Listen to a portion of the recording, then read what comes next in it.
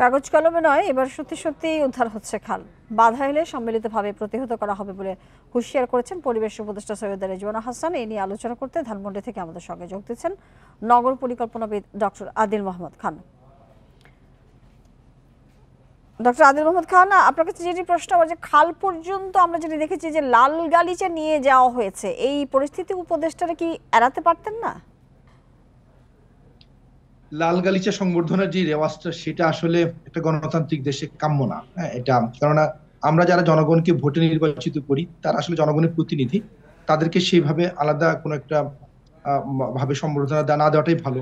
অন্তর্বর্তী সরকার তো জনগণের সরকার, এবং আমরা যতটুকু জেনেছি এর আগেও কোনো একটা অনুষ্ঠানে লাল গালিচা নিয়ে অল্প বেশি সমালোচনা হয়েছিল। সেখান থেকে শিক্ষা নেওয়াটা দরকার ছিল, এবং সেই কারণেই এখন সোশ্যাল মিডিয়াতে তো এটা নিয়ে প্রচুর সমালোচনা হচ্ছে, এবং সেই সমালোচনাটা অযৌক্তিক না। এবং এই ক্ষেত্রে যেটা হয়, অনেক ক্ষেত্রেই আমলাতন্ত্র, যেটা আমরা বলি, আমলাতন্ত্ররাই মন্ত্রী বা এখন তো উপদেষ্টা, তাদেরকে আসলে অতিরিক্ত তোয়াজ করার একটা সংস্কৃতি তৈরি করে, এবং এইটা ভয়ঙ্কর। হ্যাঁ, কেননা আমলাতন্ত্র নিজের একটা বলয় থাকে, মন্ত্রীদেরকে উপদেষ্টাটি একটা নিজে বলয়। এড়াতে পারতেন কিনা?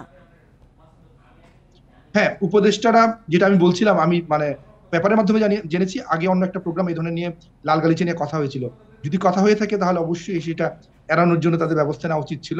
আর এই ধরনের অনুষ্ঠানে যখন কেউ চলে যায়, তখন অন স্পট এটা চেঞ্জ করা যায় না, এটা আবার আরেক বাস্তবতা। ওনারা গিয়ে দেখলেন এখানে এটা আছে, ওনারা একটা ভাসমান জিনিস, সেখানে গিয়ে সেই মুহূর্তে চেঞ্জ করতে পারতেন না, তবে ভৎসনা করতে পারতেন। যে তখন ভৎসনা করলে সেটা মিডিয়াতে আসতো যে না, এটা দেখে ওনারা ভৎসনা করেছেন যেন জি ভবিষ্যতে রিপিট না হয়।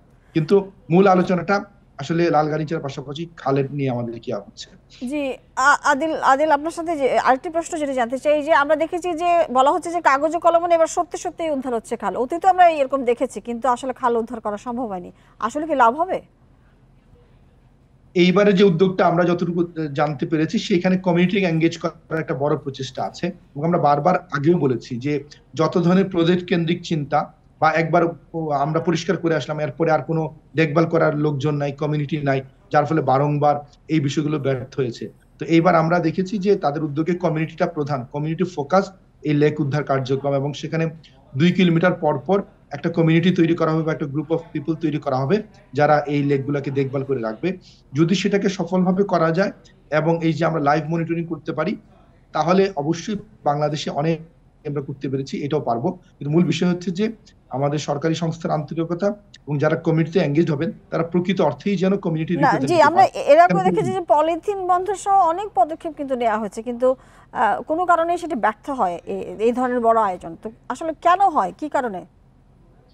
মূলত ব্যর্থ হয় আসলে জনমানুষকে সম্পৃক্ত করার অভাবের কারণেই।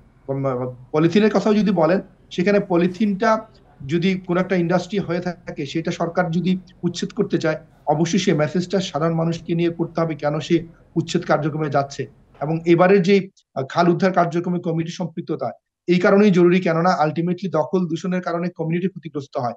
এটা এক ধরনের কমিউনিটি। আরেকটা কমিউনিটি আছে যারা এই ধরনের কাজের এগেনস্টে থাকে, তারা হচ্ছে দখলদার কমিউনিটি। বাংলাদেশে বিগত সময়ে দখলদার কমিউনিটি কমিউনিটি নাম দিয়ে তারা এই ধরনের কাজে বাগড়া দিতে আসতো। আমরা মনে করি এখন জুলাই গণঅভ্যুত্থান পরবর্তী যেই সরকার, সেই সরকার প্রকৃত কমিউনিটিকে এঙ্গেজ করবে। যারা সত্যিকার অর্থে কমিটির অংশ, তারা এটাকে দখল চান না, দূষণ চান না। কিন্তু সেই ক্ষেত্রে যদি আবারও পূর্ব মতো দখলদারা ফেরত আসে কমিউনিটি নাম দিয়ে, তখনও কিন্তু এটা ভেস্তে যেতে পারে। তবে এই ধরনের পাইলটিং এর ক্ষেত্রে অবশ্যই আমাদের এই যে কমিউনিটি এঙ্গেজমেন্টের ক্ষেত্রে কি কি ধরনের প্রতিবন্ধকতা আসতে পারে, সরকারি এন্ডে অনেক সময় প্রতিবন্ধকতা আসে, যেটা দেখা যায় না। অনেক ক্ষেত্রে অনেক এই ধরনের খাল দূষণের সাথে সরকারি কর্মকর্তারা দূষণকারী কর্তৃপক্ষের সাথে এক ধরনের আপোষ করে থাকেন, যেটা আমরা দেখেছি অ্যাগ্রো ফার্মের ক্ষেত্রে। মানে কর্পোরেশনের ভেতরেই কিন্তু এই একটা ধরনের লিঙ্কেজ থাকে অনেকের সাথে, যেন কর্পোরেশনের দুর্নীতি সরকারি দুর্নীতির সাথে আবার কমিউনিটিকে, আর সঠিক নিশ্চয়ই আসলে কমিউনিটিকে যদি জনগণের এনগেজ করতে পারে। প্রত্যাশার জায়গা আসলে কতটুকু পূরণ হয় সেটি আসলে সামনে দেখবার বিষয়। আসলে খাল উদ্ধার হবে কিনা। অনেক ধন্যবাদ আপনাকে আমাদের সাথে যুক্ত হওয়ার জন্য।